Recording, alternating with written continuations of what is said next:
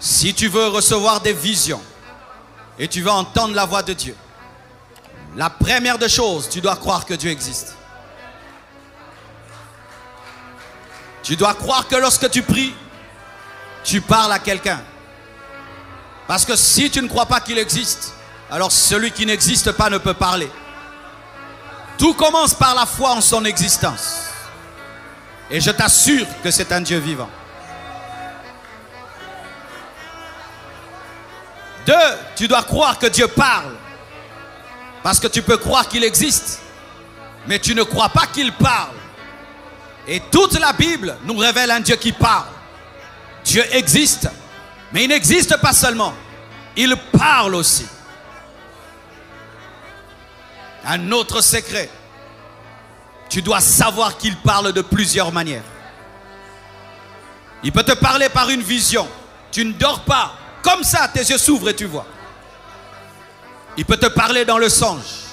Où tu dors et il te parle. Il peut te parler par une voix audible. Dehors, un oracle et tu l'entends. Il peut te parler par une voix dedans, à l'intérieur de ton esprit. Il peut te parler par une conviction. Tu es seulement convaincu à 200%. Il peut te parler par la paix, par la joie. Il peut te parler par une prédication, par un enseignement. Il peut te parler par les signes et les circonstances. Il peut te parler par un conseil de quelqu'un. Il peut te parler par un verset biblique. Il peut te parler par un livre. Il a plusieurs manières de parler. Dieu parle de plusieurs manières, mais c'est nous qui ne prendrons pas garde.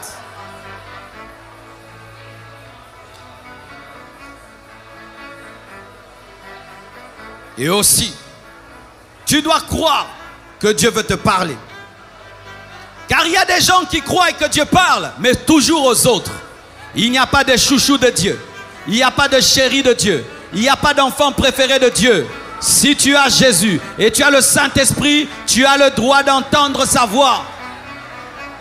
Dieu va parler, pas moi aux autres, non, à toi aussi. Surtout à toi.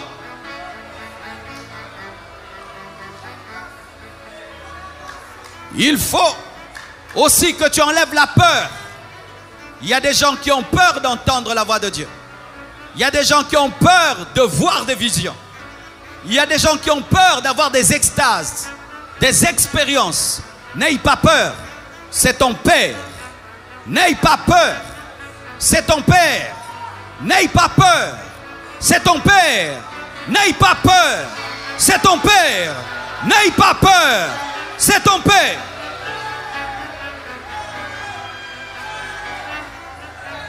Mon fils n'a pas peur que je lui parle. Ma fille n'a pas peur que je lui parle. Mais les chrétiens ont peur que Dieu leur parle. C'est ton Père.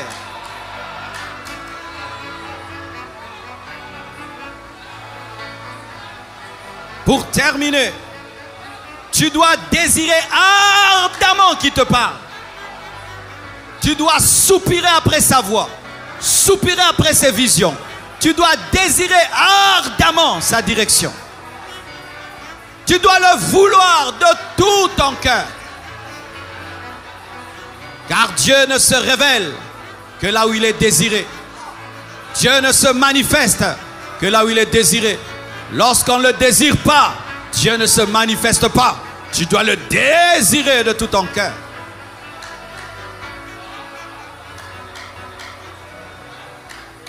Et voici une bénédiction qui nous aide à entrer dans ces choses. Le baptême dans le Saint-Esprit. Être plongé dans le Saint-Esprit. Rempli de sa présence et revêtu de sa puissance. C'est être baptisé du Saint-Esprit. Lorsque tu es rempli du Saint-Esprit et tu es revêtu de sa puissance. Jean a dit: moi je vous baptise d'eau, mais il y a quelqu'un qui est plus grand que moi, qui vous baptisera du Saint-Esprit et de feu. Jésus est venu pour te baptiser du Saint-Esprit. Et je prie que tu sois baptisé du Saint-Esprit. Je prie que vous soyez baptisés du Saint-Esprit. Je prie que vous soyez baptisés du Saint-Esprit. Si tu as la foi pendant que je parle, tu reçois le baptême du Saint-Esprit. Même toi qui nous suis à la télévision, sur Internet, si tu as la foi, tu vas être baptisé du Saint-Esprit et tu vas parler en d'autres langues. Quand il y a le baptême du Saint-Esprit, il y a aussi le signe du parler en d'autres langues.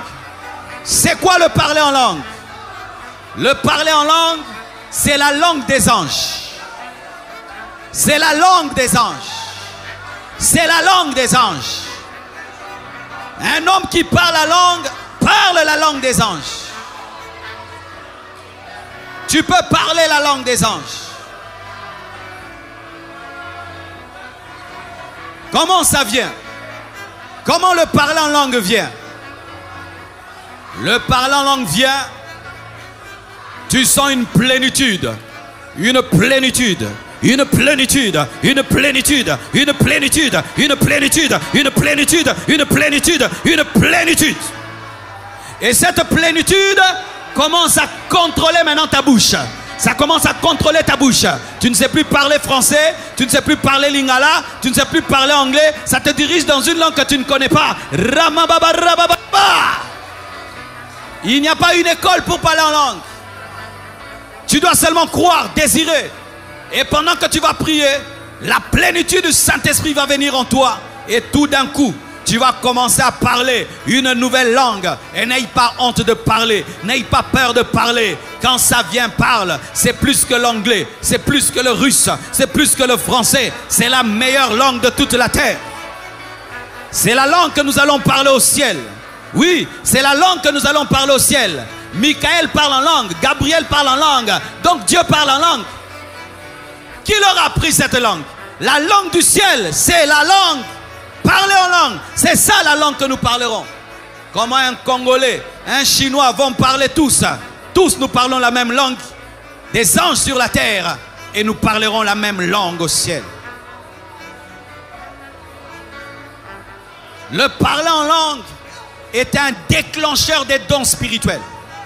Le baptême d'eau est un déclencheur du baptême dans le Saint-Esprit. Le baptême d'eau ouvre la porte au baptême du Saint-Esprit. Et le baptême du Saint-Esprit ouvre la porte aux dons spirituels.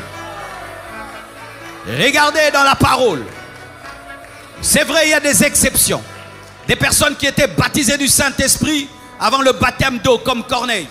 Mais vous allez voir, la plupart des temps, les personnes qui ont été baptisées de l'Esprit ont d'abord été baptisées d'eau, ensuite été baptisées du Saint-Esprit. Et quand les personnes étaient baptisées du Saint-Esprit, on les entendait parler en langue et prophétiser. Pour dire quoi? Le baptême d'eau ouvre la porte au baptême du Saint-Esprit et le baptême du Saint-Esprit ouvre la porte aux dons spirituels. Désirez le baptême du Saint-Esprit.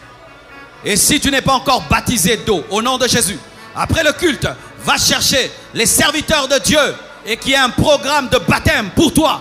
Parce que tu dois accomplir toute la parole de Dieu.